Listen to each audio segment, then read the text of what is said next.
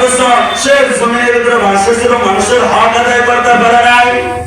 তারপরেও আল্লাহ বলতেছে, ও ফেরেশতার দল, আমার ওই বান্দাটা আমার কাছে ভালো লাগছে, আমার অন্তরের ভিতরে ভালো লাগছে, আমার অন্তরে হিট লেগে গেছে।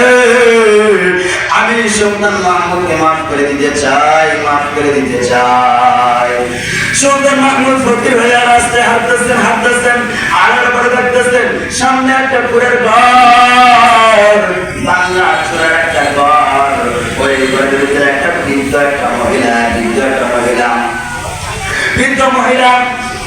ওই বৃদ্ধ মহিলা যা ঘরের ভিতরে যাইয়া টুকা দিতেছে, দরজায় টুকা দিতেছে। ওই টুকা দেওয়ার পরে আল্লাহ বলতেছে, ও বৃদ্ধ মহিলা, বাইরে দেখ, তোর কাছে একটা মেহমান আসছে, মেহমান।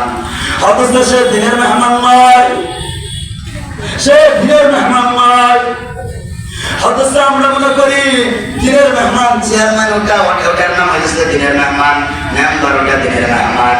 অথচ সে মাস্টার দিনের মেহমান, অথচ এসপি দিনের মেহমান, অথচ মেম্বার দিনের মেহমান, অথচ ডিসি দিনের মেহমান, অথচ এসপি সে দিনের মেহমান, অথচ অনেক ডিসি এসপি আছে, যত হাজার হাজার আছে, সব দিনের মেহমান, দিনের মেহমান।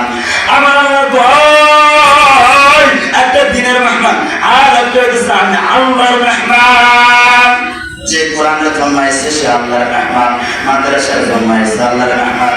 ওই বাদশাহ সুলতান মাহমুদ যখন টুকরা মারছে, দরজাটা খুলছে, খোলার পরে দেখতেছে কে কে কে, ওই বৃদ্ধ মহিলাটা চিন্তায় করে দেখতেছে এই তাম পৃথিবীর ভিতরে যাকে আমরা বাদশাহ বলতাম সুলতান